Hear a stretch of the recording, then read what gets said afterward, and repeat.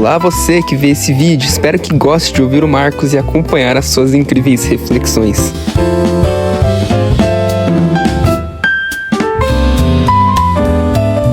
Falamos sobre o banquete do Platão, a discussão sobre o que é Eros. Falei primeiramente sobre o discurso do Fedro, agora o discurso do Pausanias, falando aqui sobre então Banquete, esse livro que são da Martin Claret. Tem tanto a Apologia de Sócrates, quanto o Banquete do Platão. Bom, o Pausanias ele começa fazendo uma provocação, digamos assim, a quem fala antes dele. Por quê? Porque há elogios a Eros, há elogios ao amor. E o Pausanias vai falar, olha, o amor não é uma coisa só. Para eu poder dizer se é bom ou ruim, se é feio ou bonito. Ele tem diversas formas de si. Por exemplo, se eu falo comida é boa, comida é saborosa, veja como vai depender. Um brócolis cozido é muito diferente de um salgadinho industrializado. Os efeitos no corpo são completamente diferentes. O paladar de quem sente vai sentir coisas completamente diferentes. Então são coisas muito diferentes. E daí ele vai propor uma coisa, a coisa da Afrodite.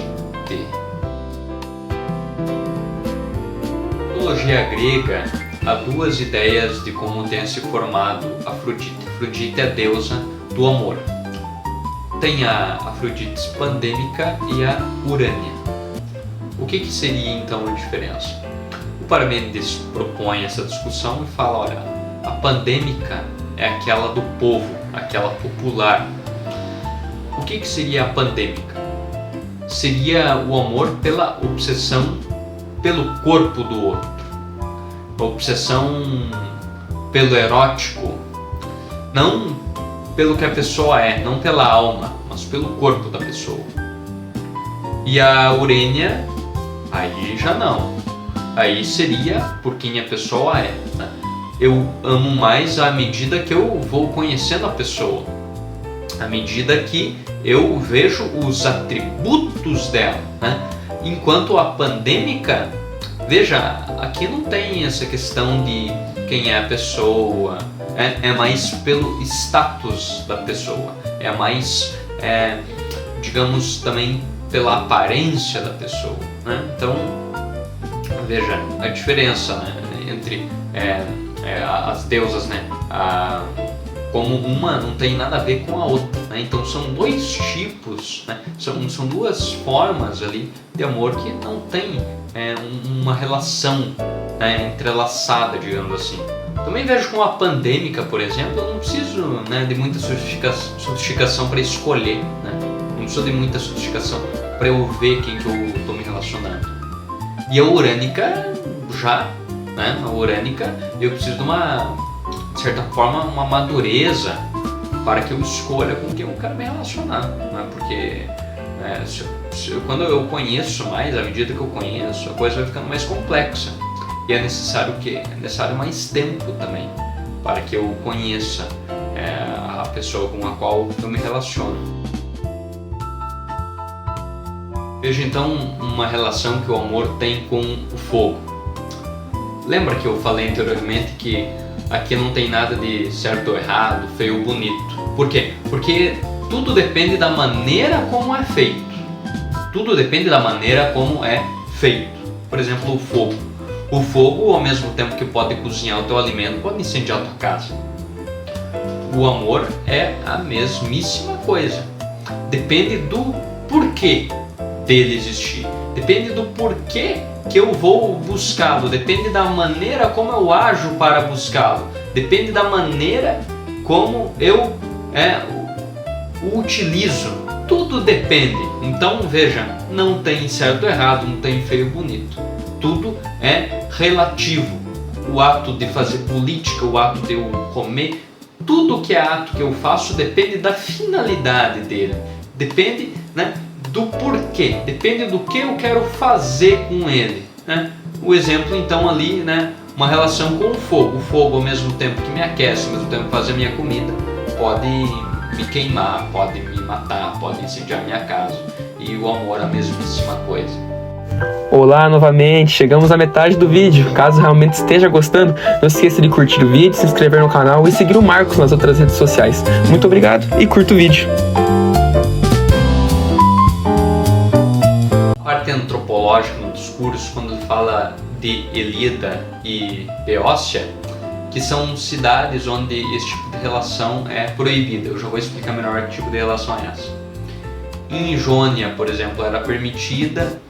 Em Atenas era um pouquinho diferente, porque tinha a vigilância dos pais, havia brincadeira ali com quem acabava cedendo fácil demais.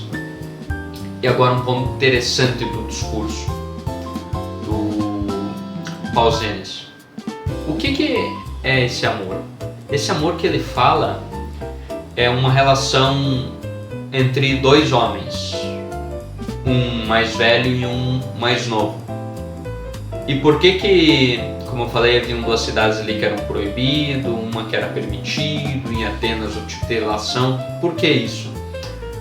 Porque quando os homens se relacionavam naquele tempo, havia obviamente afeto, havia obviamente erotismo, mas por que existia esse tipo de relação? Existia também como parte pedagógica, era uma coisa meio de ensinamento. O mais velho ali ensinava o mais novo algumas coisas, né? E veja, por isso que se olhava muito para o caráter da pessoa, por isso se olhava muito para o quanto a pessoa é inteligente, pelo quanto a alma dela é boa, né? Então, o Pausanias vai dizer o seguinte: por que haviam cidades ali que isso era proibido? Porque veja como é ruim para um tirânico, por exemplo, que o seu povo tenha relações sociais, tenha vínculos positivos, vínculos pedagógicos, vínculos fortes. Isso é ruim para um tirânico, um povo tão inteligente assim, um povo com tanta sabedoria, um povo com tantas relações sociais saudáveis. Para um tirânico isso é ruim. Por isso que proibia-se esse tipo de relação.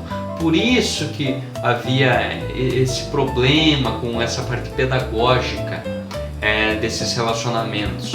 Então veja como é interessante nós observarmos a cultura da época, antes da Era Comum, como que funcionava essa relação, essa homoafetividade que existia, e que muitas vezes era reprimida, e os motivos pelos quais eram reprimidas.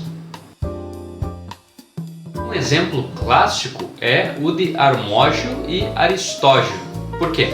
Porque os dois tinham esse tipo de vínculo que eu citei anteriormente, e eles ajudam a derrubar uma tirania ali em Atenas. E os dois tinham uma relação muito boa, muito sofisticada nesse sentido. Por isso o problema para os tirânicos, por isso que tinha que ser proibido esse tipo de coisa ali.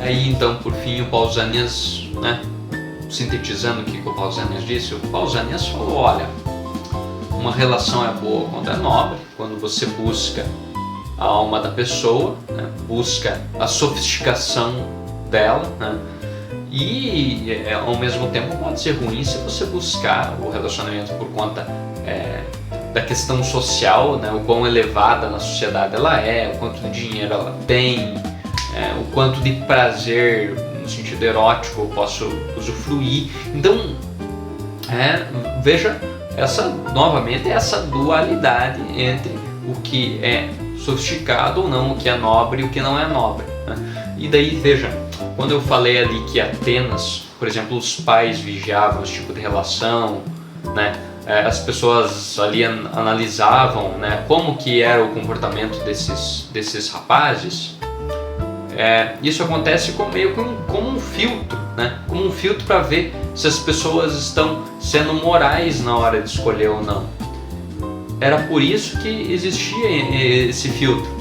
Então veja também a relação com a atualidade, que as coisas, um relacionamento, quando ele tende a durar mais, quando eu fico, à medida que eu vou conhecendo mais a pessoa, melhor tende a ser esse relacionamento, né? Veja, se eu conheço a pessoa há 2, 3 meses, né, há 6 meses ali e acabo me casando, acabo indo morar junto, a chance disso dar errado é muito grande, né? E ao mesmo tempo que eu acabo me relacionando por um tempo maior, eu vou conhecendo melhor, vou conhecendo o que é a alma da pessoa, como o Pausanias diz, né? Então veja, esses filtros são bons para ver a moralidade da minha escolha, para ver se eu estou sendo assertivo ou não na minha escolha. Olha como é muito legal esses discursos.